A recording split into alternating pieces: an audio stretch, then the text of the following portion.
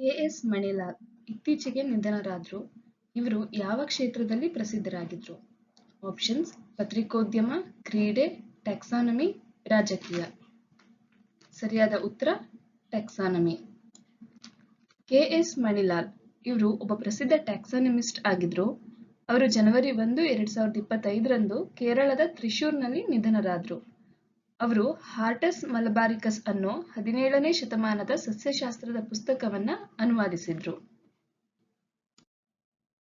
ಅರಿಫ್ ಮೊಹಮ್ಮದ್ ಖಾನ್ ಜನವರಿ 2025ರಲ್ಲಿ ಯಾವ ರಾಜ್ಯದ ರಾಜ್ಯಪಾಲರಾಗಿ ಪ್ರಮಾಣ ವಚನವನ್ನ ಸ್ವೀಕರಿಸಿದ್ರು? ಆಪ್ಷನ್ಸ್: ಒಡಿಶಾ, ಬಿಹಾರ, ರಾಜಸ್ಥಾನ, ಪಂಜಾಬ್. ಸರಿಯಾದ ಉತ್ತರ ಬಿಹಾರ. ಅರಿಫ್ ಮೊಹಮ್ಮದ್ ಖಾನ್ ಜನವರಿ 2, 2025ರಂದು ಬಿಹಾರದ 42ನೇ ರಾಜ್ಯಪಾಲರಾಗಿ ಪ್ರಮಾಣ ವಚನವನ್ನ ಸ್ವೀಕರಿಸುತ್ತಾರೆ. ಈ ಸಮಾರಂಭ ಪಾಟ್ನಾದ ರಾಜ್ ಭವನದಲ್ಲಿ ನಡೆಯುತ್ತೆ. ಜಮ್ಮು ಕಾಶ್ಮೀರ ಮತ್ತು ಲಡಾಖ್ ಥ್ರೂ ದಿ ಏಜಸ್ ಪುಸ್ತಕವನ್ನ ಯಾರು ಬಿಡುಗಡೆ ಮಾಡಿದ್ರು? ಆಪ್ಷನ್ಸ್: ನರೇಂದ್ರ ಮೋದಿ, ಅಮಿತ್ ಶಾ, ರಾಜನಾಥ್ ಸಿಂಗ್, ಜಗದೀಪ್ ಧನಕರ್. ಸರಿಯಾದ ಉತ್ತರ ಅಮಿತ್ ಶಾ. ಜಮ್ಮು ಕಾಶ್ಮೀರ ಮತ್ತು ಲಡಾಖ್ ಥ್ರೂ ದಿ ಏಜಸ್ ಪುಸ್ತಕವನ್ನ ಜನವರಿ 2, 2025ರಂದು ಕೇಂದ್ರ ಗೃಹ ಸಚಿವ ಅಮಿತ್ ಶಾ ಮತ್ತು ಶಿಕ್ಷಣ ಸಚಿವ ಧರ್ಮೇಂದ್ರ ಪ್ರಧಾನ್ ನವದೆಹಲಿಯಲ್ಲಿ ಬಿಡುಗಡೆ ಮಾಡ್ತಾರೆ. 24ನೇ ರಾಷ್ಟ್ರೀಯ ವನವಾಸಿ ಕ್ರೀಡಾ ಪ್ರತಿಯೋಗಿತಾ ಎಲ್ಲಿ ನಡೆಯಿತು? ಆಪ್ಷನ್ಸ್: ರಾಯ್ಪುರ, ಭೋಪಾಲ್, ಗುವಾಹಟಿ, ಪಾಟ್ನಾ. ಸರಿಯಾದ ಉತ್ತರ ರಾಯ್ಪುರ. 24ನೇ ರಾಷ್ಟ್ರೀಯ ವನವಾಸಿ ಕ್ರೀಡಾ ಪ್ರತಿಯೋಗಿತಾ ಜನವರಿ 2025ರಲ್ಲಿ ಛತ್ತೀಸ್ಗಢದ ರಾಯ್ಪುರದಲ್ಲಿ ನಡೆಯಿತು. ದೇಶದಾದ್ಯಂತ ಆದಿವಾಸಿ ಕ್ರೀಡಾಪಟುಗಳು ಭಾಗವಹಿಸಿದ್ರು. ಪ್ರಧಾನಮಂತ್ರಿ ರಾಷ್ಟ್ರೀಯ ಬಾಲ ಪುರಸ್ಕಾರ 2025ರಲ್ಲಿ ಎಷ್ಟು ಮಕ್ಕಳಿಗೆ ಪ್ರಶಸ್ತಿಯನ್ನ ನೀಡಲಾಯಿತು? ಆಪ್ಷನ್ಸ್: 15, 17, 20, 25. ಸರಿಯಾದ ಉತ್ತರ 17. ರಾಷ್ಟ್ರಪತಿ ದ್ರೌಪದಿ ಮುರ್ಮು ಅವರು ಜನವರಿ 2025ರಲ್ಲಿ 17 ಮಕ್ಕಳಿಗೆ ಪ್ರಧಾನಮಂತ್ರಿ ರಾಷ್ಟ್ರೀಯ ಬಾಲ ಪುರಸ್ಕಾರವನ್ನ ನೀಡ್ತಾರೆ. ಈ ಪ್ರಶಸ್ತಿ ಮಕ್ಕಳ ಸಾಧನೆಯನ್ನ ಗುರುತಿಸುತ್ತೆ.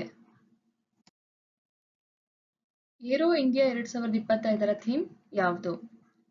ಆಪ್ಷನ್ಸ್: ಸ್ವಾವಲಂಬನೆಗೆ ಹಾರಾಟ, 1 ಬಿಲಿಯನ್ ಅವಕಾಶಗಳಿಗೆ ರನ್ವೇ, ಆಕಾಶದಲ್ಲಿ ಭಾರತ, ತಂತ್ರಜ್ಞಾನದ ಹಾರಾಟ. ಇದಕ್ಕೆ ಸರಿಯಾದ ಉತ್ತರ 1 ಬಿಲಿಯನ್ ಅವಕಾಶಗಳಿಗೆ ರನ್ವೇ. ಏರೋ ಇಂಡಿಯಾ 2025ರ theme the runway to a billion opportunities ಆಗಿದೆ. ಇದು ಭಾರತದ ಏರೋಸ್ಪೇಸ್ ಕ್ಷೇತ್ರದ ಸಾಧನೆಯನ್ನ ತೋರಿಸುತ್ತೆ. ಇಂಟರ್ನ್ಯಾಷನಲ್ ಡೇ ಆಫ್ ಎಜುಕೇಶನ್ ಯಾವ ದಿನದಂದು ಆಚರಿಸಲಾಗುತ್ತೆ? ಆಪ್ಷನ್ಸ್: ಜನವರಿ 24, ಜನವರಿ 25, ಜನವರಿ 26, ಜನವರಿ 27. ಸರಿಯಾದ ಉತ್ತರ ಜನವರಿ 24.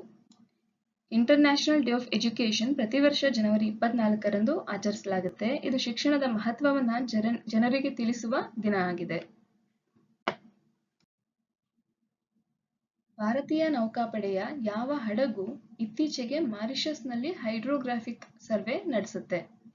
Options: INS Viraat, INS Sarvekshak, INS Kalvari, INS Sarayu. ಸರಿಯಾದ ಉತ್ತರ ಐಎನ್ಎಸ್ ಸರ್ವೇಕ್ಷಕ್. ಐಎನ್ಎಸ್ ಸರ್ವೇಕ್ಷಕ್ ಜನವರಿ 2025ರಲ್ಲಿ ಮಾರಿಷಸ್ನಲ್ಲಿ ಹೈಡ್ರೋಗ್ರಾಫಿಕ್ ಸರ್ವೆಯನ್ನ ನಡೆಸುತ್ತೆ. ಇದು ಸಮುದ್ರದ ಆಳ ಮತ್ತು ನಕ್ಷೆಯನ್ನ ಅಧ್ಯಯನ ಮಾಡೋ ಕೆಲಸ ಆಗಿದೆ. 2025ರಲ್ಲಿ ಎಷ್ಟು ಜನರಿಗೆ ಪದ್ಮವಿಭೂಷಣ ಪ್ರಶಸ್ತಿಯನ್ನ ನೀಡಲಾಯಿತು? ಆಪ್ಷನ್ಸ್: 4, 5, 7, 6. ಸರಿಯಾದ ಉತ್ತರ 7.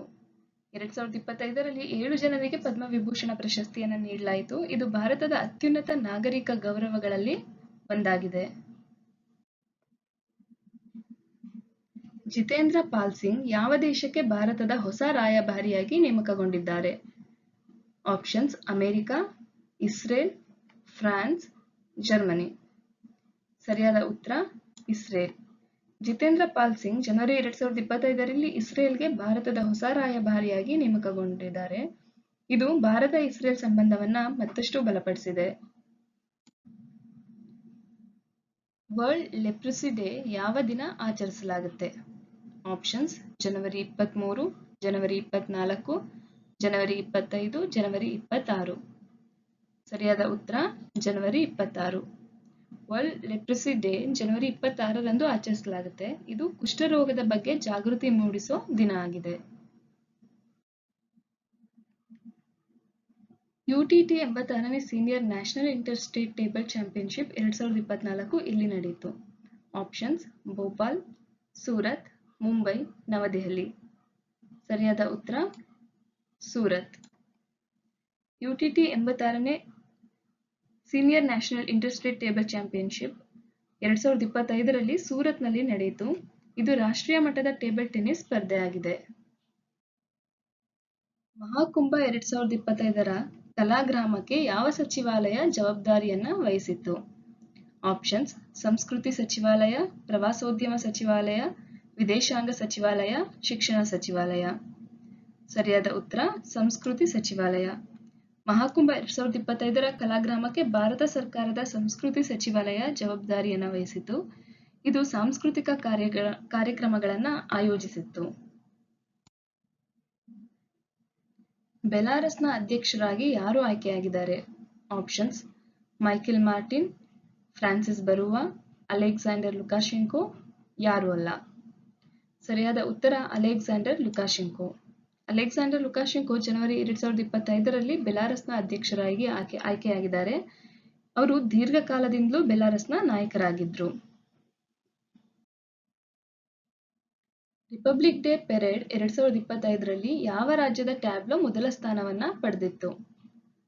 ಆಪ್ಷನ್ಸ್ ಕರ್ನಾಟಕ, ತಮಿಳುನಾಡು, ಗುಜರಾತ್, ಉತ್ತರ ಪ್ರದೇಶ್. ಸರಿಯಾದ ಉತ್ತರ ಗುಜರಾತ್. ರಿಪಬ್ಲಿಕ್ ಡೇ ಪೆರೇಡ್ 2025ರಲ್ಲಿ ಗುಜರಾತ್ ರಾಜ್ಯದ ಟ್ಯಾಬ್ಲೋ ಮೊದಲ ಸ್ಥಾನವನ್ನ ಪಡೆಯಿತು. ಇದು ಗುಜರಾತ್ನ ಸಂಸ್ಕೃತಿಯನ್ನ ಪ್ರದರ್ಶಿಸಿತು. ಮೊದಲ ರೈಸಿನಾ ಮಿಡಲ್ ಈಸ್ಟ್ ಕಾನ್ಫರೆನ್ಸ್ ಎಲ್ಲಿ ನಡೆಯಿತು? ಆಪ್ಷನ್ಸ್ ದುಬೈ, ಅಬುಧಾಬಿ, ರಿಯಾದ್, ನವದೆಹಲಿ. ಸರಿಯಾದ ಉತ್ತರ ಅಬುಧಾಬಿ. ಮೊದಲ ರೈಸಿನಾ ಮಿಡಲ್ ಈಸ್ಟ್ ಕಾನ್ಫರೆನ್ಸ್ ಜನವರಿ 28, 29, 2025ರಂದು ಅಬುಧಾಬಿಯಲ್ಲಿ ನಡೆಯಿತು. ಭಾರತದ ವಿದೇಶಾಂಗ ಸಚಿವ ಡಾಕ್ಟರ್ ಎಸ್ ಜೈಶಂಕರ್ ಮುಖ್ಯ ಅತಿಥಿಗಳಾಗಿದ್ದರು. ರಾಣಿ ದುರ್ಗಾವತಿ ಟೈಗರ್ ರಿಸರ್ವ್ ಯಾವ ರಾಜ್ಯದಲ್ಲಿದೆ? ಆಪ್ಷನ್ಸ್ ಒಡಿಶಾ, ಮಧ್ಯಪ್ರದೇಶ್, ರಾಜಸ್ಥಾನ್, ಗುಜರಾತ್. ಸರಿಯಾದ ಉತ್ತರ ಮಧ್ಯಪ್ರದೇಶ್. ರಾಣಿ ದುರ್ಗಾವತಿ ಟೈಗರ್ ರಿಸರ್ವ್ ಮಧ್ಯಪ್ರದೇಶದ ಸಾಗರ್, ದಾಮೋದರ್ ಮತ್ತು ನರಸಿಂಗ್ಪುರ ಜಿಲ್ಲೆಯಲ್ಲಿ ಇದೆ. ಇದು 2339 ಚದರ ಕಿಲೋಮೀಟರ್ ವಿಸ್ತೀರ್ಣವನ್ನ ಹೊಂದಿದೆ. ಉತ್ತರಾಖಂಡ್ ಸರ್ಕಾರವು ಅರಣ್ಯ ಸಂರಕ್ಷಣೆಗಾಗಿ ಯಾವ ವಾಟಿಕವನ್ನ ಸ್ಥಾಪಿಸಿದೆ? ಆಪ್ಷನ್ಸ್ ರಾಮಾಯಣ ವಾಟಿಕ, ಮಹಾಭಾರತ ವಾಟಿಕ, ಗೀತಾ ವಾಟಿಕ, ವೇದ ವಾಟಿಕ. ಸರಿಯಾದ ಉತ್ತರ ಮಹಾಭಾರತ ವಾಟಿಕ.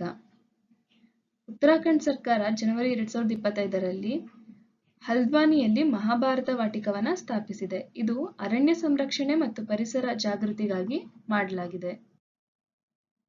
2024ರ ಅರ್ಜುನ ಅವಾರ್ಡ್ ಎಷ್ಟು ಕ್ರೀಡಾಪಟುಗಳಿಗೆ ನೀಡಲಾಯಿತು? ಆಪ್ಷನ್ಸ್ 30, 32, 34, 36. ಸರಿಯಾದ ಉತ್ತರ 32. 2024ರ ಅರ್ಜುನ ಅವಾರ್ಡ್ 32 ಕ್ರೀಡಾಪಟುಗಳಿಗೆ ಜನವರಿ 17, 2025ರಂದು ರಾಷ್ಟ್ರಪತಿ ಭವನದಲ್ಲಿ ನೀಡಲಾಯಿತು. ಇದು ಕ್ರೀಡಾ ಸಾಧನೆಗೆ ನೀಡುವ ಗೌರವವಾಗಿದೆ. Wholesale price index base year revise ಮಾಡಲು ಯಾರ ಅಧ್ಯಕ್ಷತೆಯಲ್ಲಿ ಸಮಿತಿ ರಚಿಸಲಾಗಿದೆ? Options Ramesh Chand, Amitabh Kant, V K. ಸರಸ್ವತ್, ರಾಜೀವ್ ಕುಮಾರ್. ಸರಿಯಾದ ಉತ್ತರ ರಮೇಶ್ ಚಂದ್. ರಮೇಶ್ ಚಂದ್ ಅವರ ಅಧ್ಯಕ್ಷತೆಯಲ್ಲಿ 18 ಸದಸ್ಯರ ಸಮಿತಿಯನ್ನ ಜನವರಿ 2025ರಲ್ಲಿ ರಚಿಸಲಾಗಿದೆ. ಇದು WPI ಬೇಸ್ ಇಯರ್ ಅನ್ನ 2011-12ರಿಂದ 2022-23ಕ್ಕೆ ಬದಲಾಯಿಸುವ ಗುರಿಯನ್ನ ಹೊಂದಿದೆ.